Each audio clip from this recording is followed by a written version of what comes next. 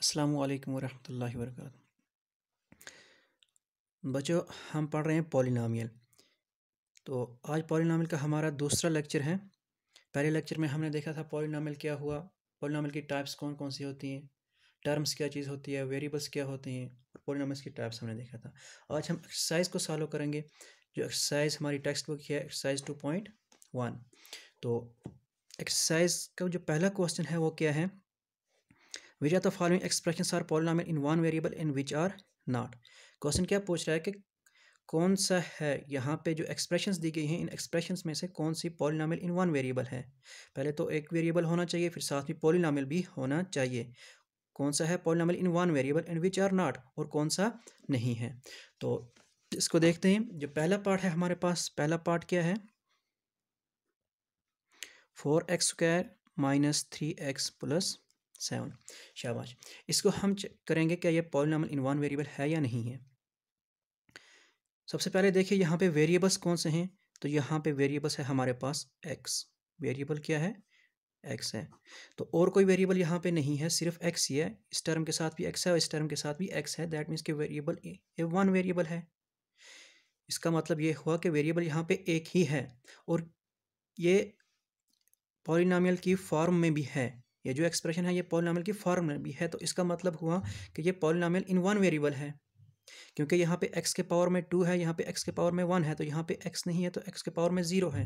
तो x के power whole number है, x का पावर क्या है, होल नंबर है। और जो कोफिशिएंट्स हैं, कोफिशिएंट्स भी यहाँ पे इंटीजर्स हैं। यहाँ पे 4 है, यहाँ पे -3 है और यहाँ पे 7 है। जब कोफिशिएंट्स भी इंटीजर हैं और x का जो पावर है, एक्सपोनेंट है, वो होल नंबर है, तो इसका मतलब ये हुआ कि ये पॉलिनॉमियल इन वन वेरिएबल्स है।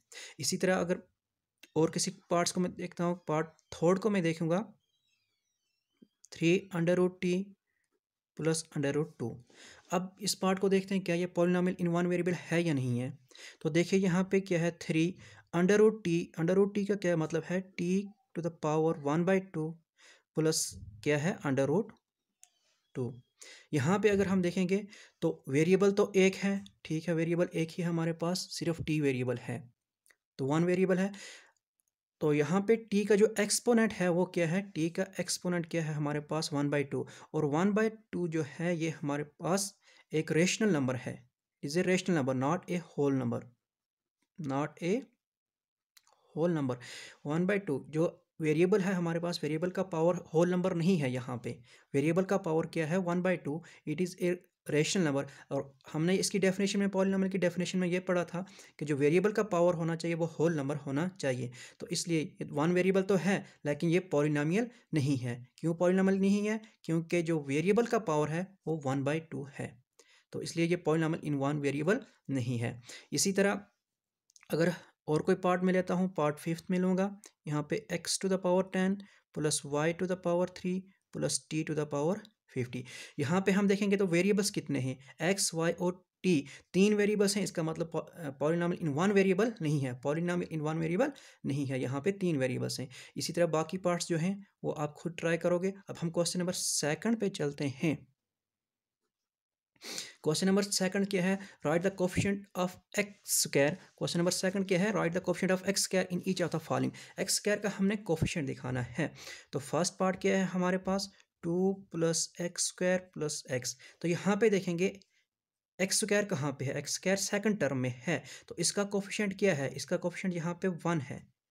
1 एक्स स्क्वायर, एक ही एक्स स्क्वायर है, तो एक्स स्क्वायर का कोफिशिएंट क्या है हमारे पास, 1 है।